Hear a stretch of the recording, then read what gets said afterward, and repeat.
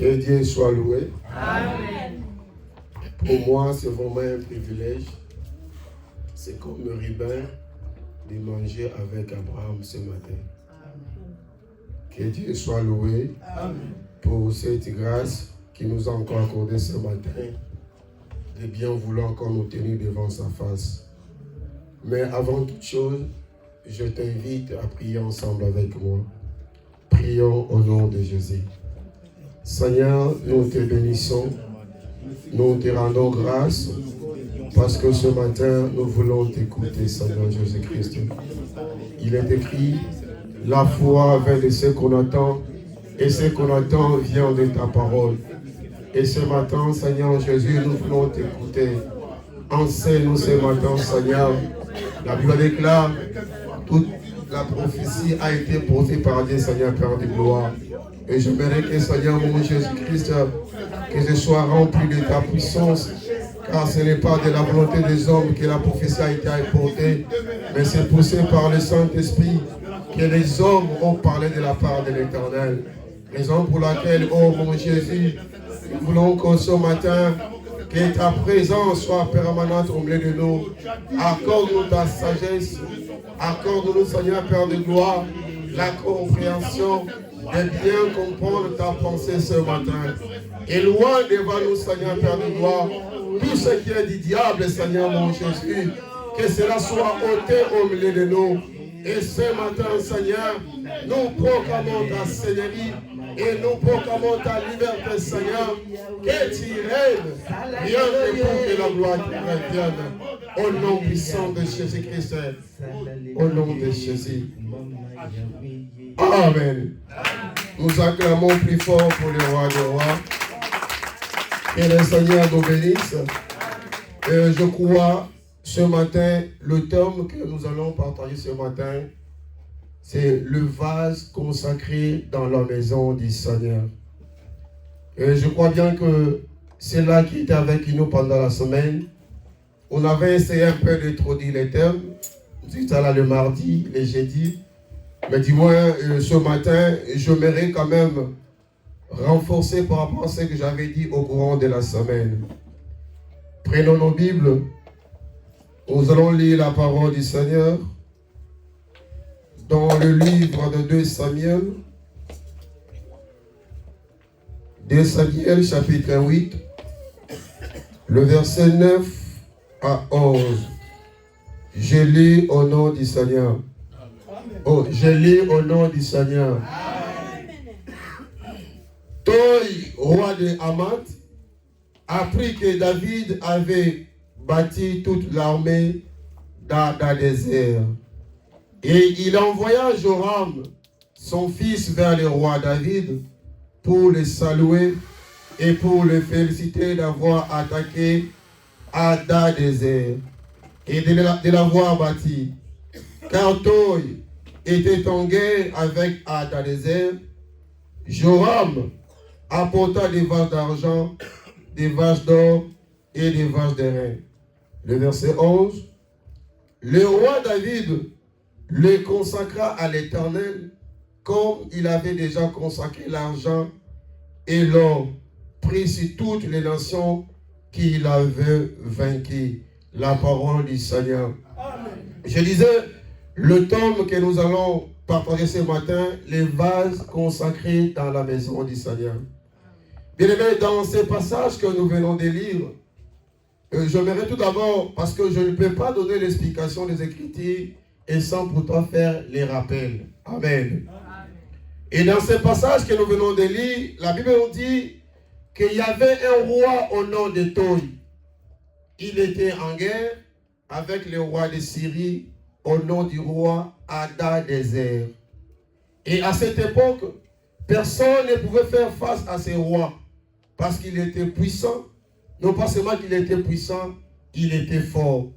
Et le roi Toy, ils étaient sous l'esclavagisme de ce roi. Non pas seulement le roi Toy, ainsi que son peuple tout entier. Et le roi de Syrie, il régnait sur leur vie. Mais un jour, Dieu avait fait grâce que le roi David, lui qui est aussi roi comme le roi Toy, il avait affronté le roi de Syrie. Que Dieu nous bénisse. Et lorsque le roi David, il avait affronté le roi de Syrie, et la Bible nous dit par rapport à ce que nous venons de lire, et que ce roi-là, il a été bâti par le roi David. Et lorsque le roi Toï a appris que leur adversaire, le roi de Syrie, était combattu par le roi David, la Bible nous dit et que le roi Toï, il appela son fils Joram. Il lui dira, en réalité, j'ai entendu que notre adversaire, le roi de Syrie, a été combattu. Mais ce que j'ai beaucoup aimé, c'est le roi Toï. En réalité, il n'avait pas vu le combat. Que Dieu nous bénisse. Mais dis-moi, le roi Toï, il a crié qu'il y avait un certain roi David qui s'est affronté devant le roi Hadazer et il avait bâti ce roi-là. Et il a appelé son fils Joram. Il dira, mon fils, j'aimerais t'envoyer vers le roi David. Et pourquoi je t'envoie? Je t'envoie pour aller saluer et pour aller féliciter notre confrère roi David. Parce qu'il était en guerre avec le roi de Syrie. Il avait battu le roi de Syrie et il est sorti victorieux. Et je te donne ce cadeau parce que tu ne peux pas aller voir le roi et sans pourtant amener quelque chose. Que Dieu nous bénisse. Amen. Voilà pourquoi nous avons toujours l'habitude de le dire. Personne ne peut jamais se présenter devant le Seigneur mais en vie. Quand tu viens dans la présence du Seigneur, il faut apporter quelque chose. Raison pour laquelle le roi Toï, il dira à son fils, je te donne ces vases. Et parmi ces vases, la Bible nous dit, il y avait des vases d'or, il y avait des vases d'argent et les vases d'airain. Joram, il a reçu ces vases auprès de son père. Il est parti vers le roi David pour pouvoir les remercier, les féliciter d'avoir combattu leur adversaire commun qui était le roi de Syrie. Que Dieu nous bénisse. Amen.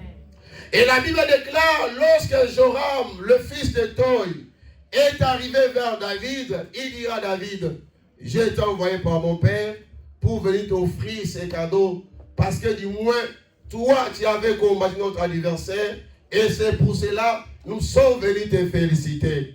Et la Bible déclare, lorsque le roi David a reçu ses vases auprès de Joram, la Bible nous dit, il a reçu ses vases. David a voulu consacrer ses vases dans le temple du Seigneur. Que Dieu nous bénisse. Amen. Voilà pourquoi, là nous venons de tirer notre thème par rapport à ce que David, en recevant les dons, il a jugé bon de pouvoir consacrer ses vases dans la maison du Seigneur. Que Dieu nous bénisse. Bien-aimés, j'aimerais donner l'explication par rapport à cette écriture que nous venons de lire. En réalité, bien-aimés, à cette époque, le roi de Syrie, il dominait et que personne n'avait le pouvoir devant ce roi-là, bien-aimé. Le roi Toï ainsi que son peuple, ils étaient sous l'esclavagisme du roi de Syrie. C'est comme si aujourd'hui, bien-aimé, ici, le roi de Syrie, il représente le péché. Parce que beaucoup de gens, les péchés dominent dans leur vie. Beaucoup de gens, bien-aimés, ils sont esclaves du péché. C'est comme si aussi ce roi devant le roi de Syrie, il ne pouvait rien dire. Il était esclave. Bien-aimé, un esclave, il n'a rien à réclamer. Un esclave, il n'a rien à dire. Pourquoi? Parce qu'il est esclave.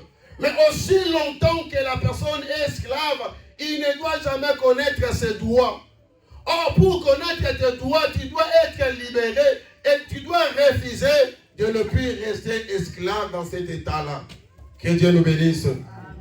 Mais combien de gens croient que nous parlions, que nous avons Jésus-Christ, que nous avons reçu Jésus-Christ dans notre vie, mais jusqu'à aujourd'hui, nous sommes esclaves de ce monde. Et que nous sommes esclaves du péché. Il y a même des gens qui se disent que je suis de l'ensemble des saints et que je crains le Seigneur. Mais dans sa vie, jusqu'à aujourd'hui, il est esclave du péché. Et que le péché, il est en train de régner dans sa vie. À telle sorte, il y a même des gens qui sont esclaves de l'argent. À cause de l'amour de l'argent, ils sont capables même d'abandonner la foi. C'est parce qu'ils sont esclaves. Bien aimé, aussi longtemps que le roi Toy et son peuple, ils n'avaient rien à dire devant ce roi-là. Il avait essayé, moi j'imagine que le roi Toy, il avait essayé de combattre le roi de Syrie, mais il ne parvenait pas. Pourquoi? Parce qu'il était impuissant. Il était incapable de vaincre le roi de Syrie. Mais la Bible nous dit bien aimé, à travers du roi David, le roi David s'est élevé pour faire face à ce roi-là. Bien aimé, à l'époque, personne ne pouvait faire face au péché. Même tous les anciens prophètes, même si quand ils prêchaient la parole du Seigneur, mais ils étaient sous la loi. Parce que la loi, il dominait dans leur vie. Et que personne ne pouvait faire face à ce roi qui est aussi l'image de la loi. Ils étaient esclaves de la loi, bien-aimé. Mais il a fallu un véritable le roi David puisse encore s'élever pour combattre le roi Hadadézer. Et j'aimerais te dire, bien-aimé, le véritable roi David qui avait vaincu le roi Hadadézer, c'est le Seigneur Jésus-Christ. Jésus-Christ à la montagne de Golgotha, il a vaincu le diable. Voilà pourquoi j'aimerais te dire, toi qui as reçu le Seigneur Jésus dans ta vie, tu n'as pas peur du diable, parce que le diable a été vaincu à la montagne de Golgotha. Malgré ses dominations, malgré ses autorités, si ta vie n'a aucun pouvoir, parce que Jésus-Christ a vaincu le diable à la montagne de Golgotha. La victoire de Jésus-Christ, c'est aussi ma victoire. La victoire de Jésus-Christ, c'est aussi ta victoire. Voilà pourquoi le roi Toy avait compris une chose. Même si moi, je n'ai pas pu combattre le roi de Syrie. Mais le fait que David a combattu ce roi, c'est que la victoire de David, c'est aussi ma victoire. La victoire de Jésus-Christ, c'est ma victoire. En réalité, bien aimé, Jésus-Christ a combattu à ma place. À la place que moi je devais combattre, mais il y avait quelqu'un qui avait pris ma place à la montagne de Golgotha. Et cet homme-là, c'est l'homme de Galilée. Il a accepté, bien aimé, d'être crucifié. Il a accepté d'avoir l'humilité. Tout ça à cause de toi et moi, pour que nous soyons libres. Aussi longtemps que Jésus-Christ ne pouvait pas combattre les diables, toi et moi, nous étions esclaves du péché. Jésus-Christ nous a franchis, bien aimé. La mort de Jésus-Christ a fait de nous que nous soyons ce que nous sommes aujourd'hui. Si nous sommes libres, bien-aimés, ce n'est pas par rapport à ce que nous avons. Ce n'est pas par rapport à ce que nous sommes. Mais si nous sommes libres, c'est parce qu'il y a quelqu'un qui avait payé le prix à la montagne de Golgotha. C'est le Seigneur Jésus-Christ. Jésus-Christ a payé le prix pour nous, bien-aimés. Voilà pourquoi la Bible déclare, le châtiment qui donne la paix est tombé sur lui. Il a porté nos malédictions, bien-aimés. Là où le monde pouvait te condamner, là où le monde pouvait te rendre esclave du péché, mais Jésus-Christ a pris ma place à la montagne de Golgotha. C'est lui le véritable David. C'est lui le véritable David de ta vie, bien-aimé. Et tu dois comprendre une chose, qu'il y a quelqu'un qui a combattu à notre place. Bien, mais j'aimerais souligner quelque chose. Le roi Toy, lorsqu'il a appris que leur adversaire, le roi de Syrie, a été combattu, il a voulu féliciter. Non pas seulement il a voulu féliciter, il a voulu saluer l'acte dont son collègue avait fait par rapport à leur adversaire. Je me suis dit, le roi Toy, il est aussi roi comme le roi David. Ils étaient égaux en tant que des rois. Mais dis-moi, le roi Toy, bien aimé, ici, je voulais parler en tant qu'un enfant de Dieu. Tu dois être reconnaissant envers le Seigneur. Bien aimé, si l'Éternel a fait quelque chose dans ta vie, tu dois être reconnaissant envers le Seigneur. Parce que le roi Toy avait compris une chose. Quand le roi dominait sur ma vie, je n'avais pas la liberté. Mais le fait que David a combattu à ma place, je dois être reconnaissant envers David. Or, le véritable David, c'est le Seigneur Jésus-Christ. Toi, en tant que toi, bien-aimé, tu dois être reconnaissant envers le Seigneur Jésus-Christ. Si Jésus-Christ a fait quelque chose dans ta vie, tu dois être reconnaissant envers Jésus-Christ. Et combien de gens, ils ne parviennent même pas à être reconnaissants envers le Seigneur. Tu n'avais rien. Mais Jésus t'a donné quelque chose. Mais aujourd'hui, tu ne veux plus prier. Tu ne veux plus servir le Seigneur parce que l'Éternel t'a béni. Mais quand tu n'avais rien, tu servais le Seigneur. Quand tu n'avais rien, tu craignais le Seigneur. Mais aujourd'hui, l'Éternel t'a élevé. L'Éternel t'a béni. Tu as abandonné et tu ne veux pas être reconnaissant vers le Seigneur. Bien-aimés, nous devons être reconnaissants vers le Seigneur. Même la vie chrétienne que nous avons, cette vie que nous avons, nous devons être reconnaissants envers le Seigneur, bien-aimés. Pendant que toi, tu as la grâce de connaître le Seigneur, il y a des gens qui n'ont pas eu cette grâce de connaître le Seigneur. Ils vivent dans le péché, ils vivent dans le monde. Mais toi et moi, nous avons obtenu cette grâce de connaître le Seigneur Jésus-Christ. C'est une grâce. Et cette grâce-là, nous devons être reconnaissants vers le Seigneur. Que Dieu nous bénisse. Amen. La reconnaissance est très importante dans la vie d'une personne, bien-aimée. Même entre nous, en tant que des frères, en tant que des humains, nous devons aussi avoir la reconnaissance les uns les autres. Parce que je viens de le dire, le roi Toy et le roi David, tous deux, ils étaient des rois. Mais dis-moi, le roi Toy, il a reconnu la grâce des autres. Le roi Toy, il était reconnaissant vers son collègue roi David. Amen. Mais combien de gens ont fait du bien à ton prochain?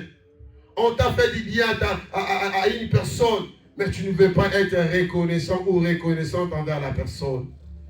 Un enfant de Dieu est appelé à voir la reconnaissance dans sa vie. C'est très important.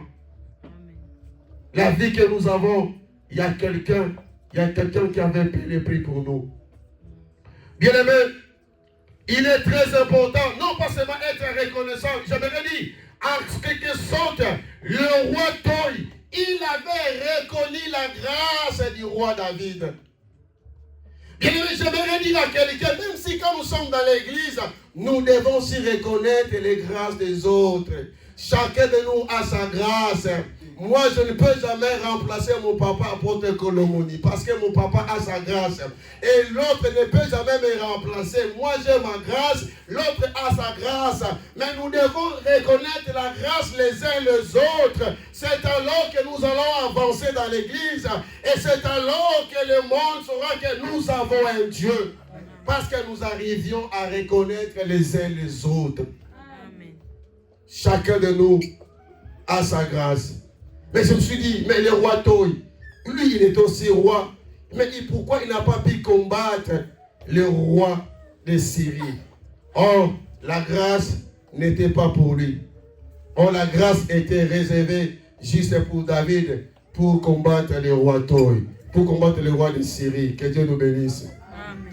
La reconnaissance entre nous, c'est très important. Bien-aimé, lorsque Toy a appris que le roi David avait combattu le roi de Syrie. Bien aimé, en réalité, le combat, le roi Toy, il n'avait pas vu le combat. Il n'avait pas vu le combat. Mais le roi Toy, il a juste écouté. Il a juste entendu. Bien aimé, toi et moi, ce qui s'est passé à la montagne de Golgotha, personne ne l'a vu. Physiquement parlant, bien aimé, ce qui s'est passé à la montagne de Golgotha, toi et moi, personne ne l'a vu. Mais nous avons crié à travers la foi. À travers la foi que j'ai crié que Jésus-Christ est mort pour moi. Et aujourd'hui, je suis chrétien. Mais il y a des gens, même s'ils voient, même s'ils entendent, mais ils n'arrivent pas à croire. Mais toi et moi, nous avons crié à un Dieu sans le voir. Et voilà pourquoi nous avons la vie. C'est ça être un chrétien. Un chrétien, c'est celui qui attend sans pourtant voir. C'est ça même avoir la foi. Quand vous avez la foi, vous serez capable d'écouter des choses sans pourtant voir. Parce que vous avez crié à la parole. Le roi Toy, il a crié, mais il n'a pas vu. C'est ça, la nature de l'enfant de Dieu. Il faut avoir la foi. Il faut croire. Mais parce que lorsque vous serez capable de croire, et cette connaissance, et cette écoute, c'est ce qui fera que toi, tu sois sauvé.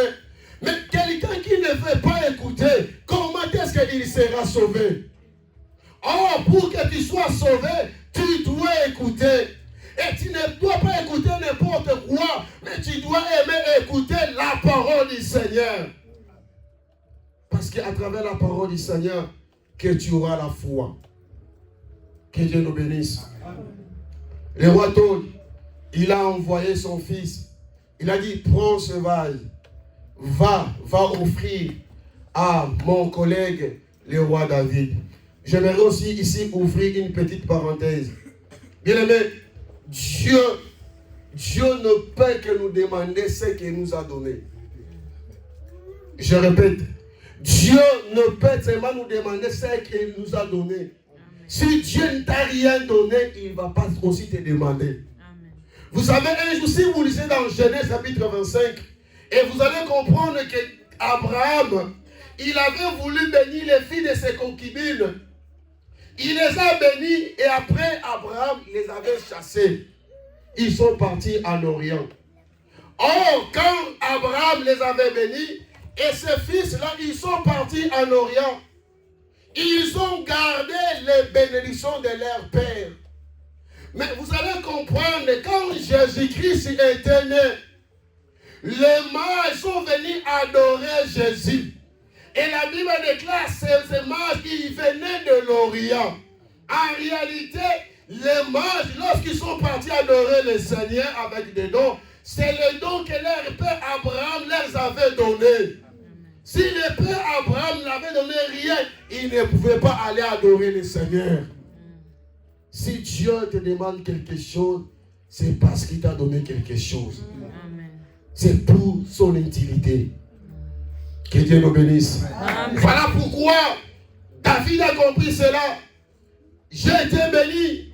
Il faut que je prenne ce vase et je dois les consacrer dans la maison du Seigneur. Amen.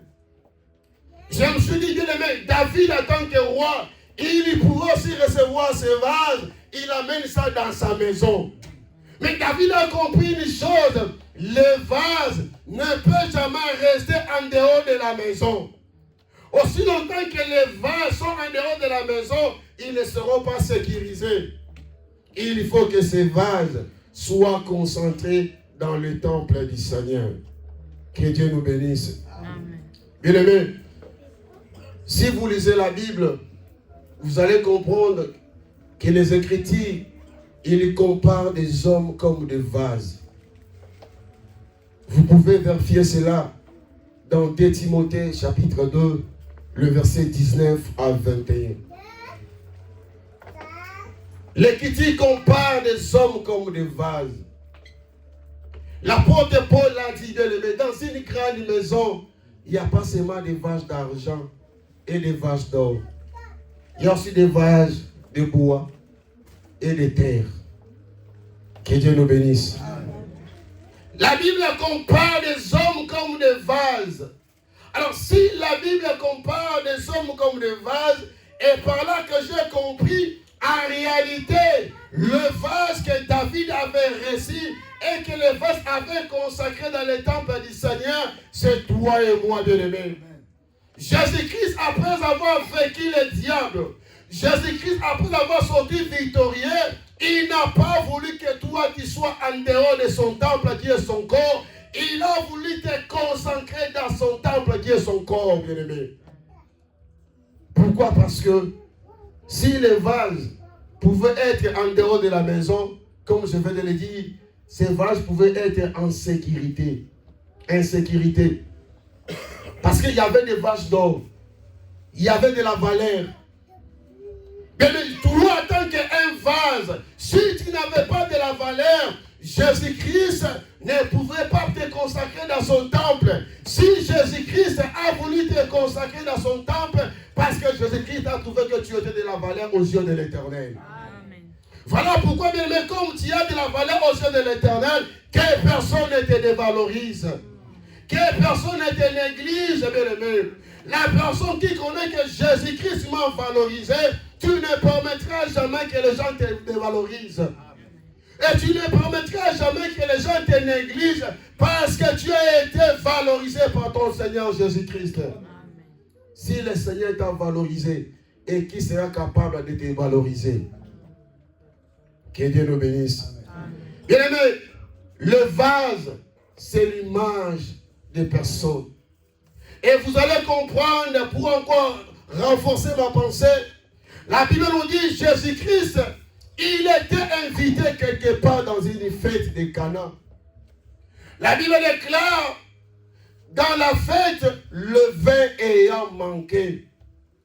Il n'y avait plus de vin dans la fête. La Bible nous dit, sa mère, Marie, est venue auprès de Jésus pour lui dire, ils n'ont pas de vin. Et je me suis demandé, en réalité, Jésus-Christ, il était invité comme tout le monde. Jésus-Christ n'était pas l'organisateur de la fête. Jésus-Christ, bien aimé, il n'était pas l'époux. Mais Marie est partie voir Jésus-Christ pour lui dire, ils n'ont rien. Le vin ayant manqué. Oh, Marie, en tant que la mère de Jésus, il savait que même si je n'ai jamais vu Jésus faire le miracle, mais du moins je garde la promesse. Il n'est pas n'importe qui. Même s'il n'y a pas le vin, il est capable de faire quelque chose dans cette fête. Amen. Il avait confiance en Jésus-Christ. Et Jésus lui dira, si vous lisez bien, Jésus n'avait pas appelé Marie maman. Il avait dit femme. Qu'a-t-il entre toi et moi? Car mon temps n'est pas encore arrivé. Or, Jésus savait bien que le temps de distribuer le vin, cela n'était pas encore arrivé. Mais comme cela était la demande de la femme, lui, en tant que l'époux, il était obligé de le faire. La Bible nous dit, il y avait des vases. Il y avait 6 vases qui étaient en dehors de la maison.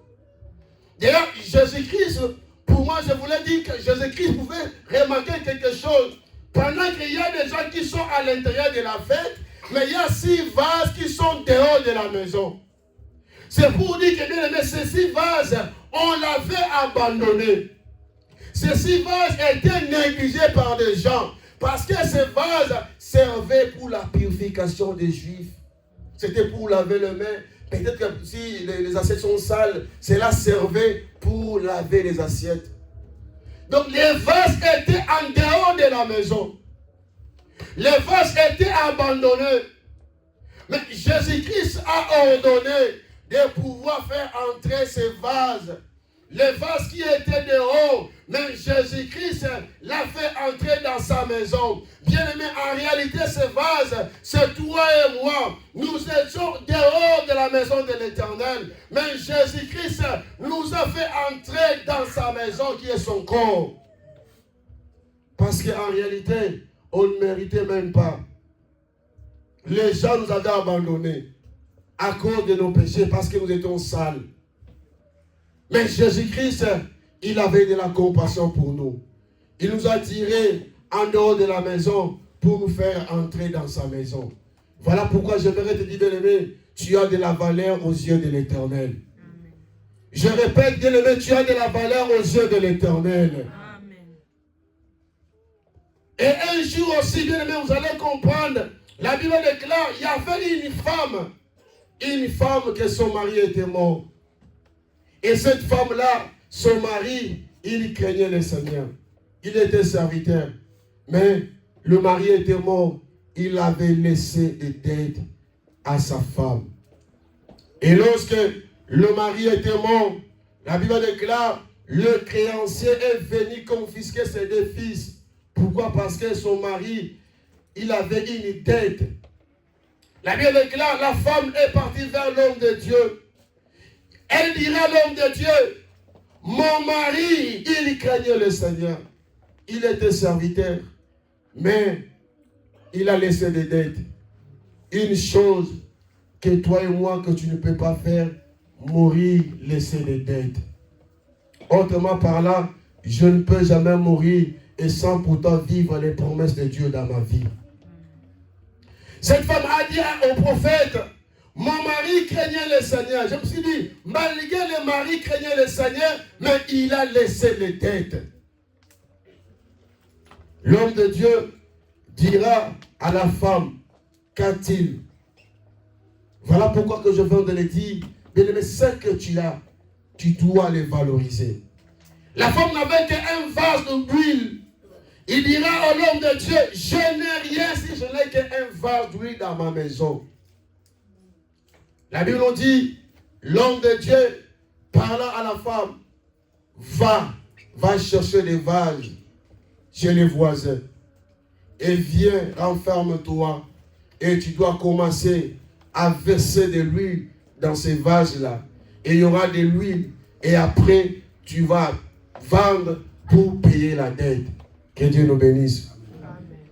Bien, quand en réalité, la femme, aussi longtemps que l'homme est vivant, les vases ne peuvent jamais rester en dedans de la maison.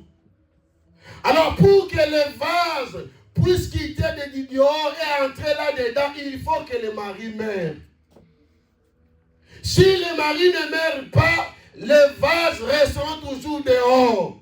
Alors, pour que les vases puissent entrer dans la maison, il faut que le mari meure. Or, le mari, bien aimé, c'est type de la loi. La loi nous empêchait de s'approcher de notre Seigneur Jésus-Christ. Aussi longtemps que la loi avait l'autorité sur nous, et personne ne pouvait s'approcher de notre Seigneur Jésus-Christ. Alors il a fallu que Jésus-Christ puisse accomplir la loi à la croix pour que toi et moi nous soyons libres, afin que nous ayons assez d'entrer dans la maison du Seigneur qui est son corps. La Bible nous dit, la femme, lorsqu'elle a pris le vase, elle a commencé à verser. Mais une chose qui est vraie, lorsque la femme avait pris des vases, et vous allez comprendre que tous les vases, ils étaient au même niveau. Mais il n'y avait qu'un seul vase qui a été rempli. C'est comme si, ici il y a des vases. Il y a des vases qui sont au même niveau. Ça c'est les vases, ça aussi c'est vases. Mais il n'y avait qu'un seul vase qui a été rempli d'huile. Alors aussi longtemps que ces vases étaient ici, ces vases ne pouvaient pas remplir d'autres vases. Que Dieu nous bénisse. Pour que ces vases qui est rempli d'huile, il faut que ces vases soient élevés. Que Dieu nous bénisse. Lorsque ce vase sera élevé, c'est alors il sera capable de commencer à remplir les autres vases. Au lieu de j'aimerais dire, il faut que le Seigneur Jésus-Christ soit élevé et après il doit descendre pour commencer à nous remplir. Voilà pourquoi le jour de la Pentecôte, le Jésus-Christ qui était élevé, il est descendu à la chambre haute, il a commencé à remplir les autres qui n'avaient pas l'Esprit de Dieu. Le Pierre et les autres, avant d'avoir reçu le Saint-Esprit, ils étaient des païens. Voilà pourquoi même Pierre, il craignait la femme. Il n'avait rien à dire devant la femme. Pourquoi? Parce qu'il n'avait pas l'Esprit de Dieu. Celui qui n'a pas l'Esprit de Dieu, c'est tout un païen. Pour être un enfant de Dieu, il faut avoir l'Esprit de Dieu. Raison pour laquelle Jésus-Christ, il a fallu qu'il soit élevé et a commencé à remplir toute la salle pour que chacun d'eux soit rempli de la puissance du Saint-Esprit. Et vous allez comprendre, le même Pierre qui avait renié Jésus-Christ devant la femme avant d'être rempli du Saint-Esprit, mais le même Pierre, lorsqu'il avait reçu la puissance du Saint-Esprit, Pierre n'avait plus la peur, il a prêché la parole du Seigneur à cause du Saint-Esprit qui était sur lui. Le Saint-Esprit nous pousse à être capables. Le Saint-Esprit enlève la peur de la vie d'une personne. Amen. Nous étions des vases abandonnés, négligés. Mais Jésus-Christ, grâce à Jésus-Christ, il nous a fait entrer dans la maison qui est son corps. Bien-aimé, tu dois te valoriser. Que personne ne te valorise, car en toi, tu as quelque chose de Dieu dans ta vie. Bien-aimé, parmi les vases que David avait reçus, la Bible déclare, il y avait des vases d'or, il y avait les vases d'argent et le vase de rein. Mais j'aimerais, si le vase représente l'homme, Et l'or, cela signifie quoi? Parce que David, en réalité, il avait reçu des vases d'or. Et ce vase qu'il avait reçu, il l'a consacré dans la maison du Seigneur. Bien aimé, c'est là qu'ils savent bien l'or. L'or pur, pour être pur, il faut que l'or soit passé par le feu. On reconnaît un véritable or si l'or est passé par le feu. C'est alors que nous allons reconnaître que c'est un véritable or. Et voilà pourquoi l'apôtre Pierre, il compare l'or par rapport à la foi. De même que l'or est passé par le feu, de même aussi notre foi est éprouvée par le feu qui est les épreuves. Amen. Un enfant de Dieu, que tu fais ou pas bien aimé, tu dois rencontrer les combats dans ta vie. Amen. Mais malgré ces combats, cela ne dit même pas que le Seigneur t'a abandonné. Il faut que tu rencontres les combats. Quand tu seras victorieux, c'est alors ils glorifieront que nous avons un Dieu. Si tu marches avec le Seigneur et que tu vois qu'il n'y a pas de combat et que le diable ne te combat pas, tu dois te poser une question. Est-ce que Jésus est avec moi ou non? Parce que si Jésus-Christ est avec toi, que tu veuilles ou pas, tu dois rencontrer des combats. Tu seras éprouvé, ta foi sera éprouvée. Bien aimé, on reconnaît un enfant de Dieu devant les épreuves. Un véritable enfant de Dieu, c'est devant les épreuves que nous allons reconnaître si réellement il est un véritable enfant de Dieu.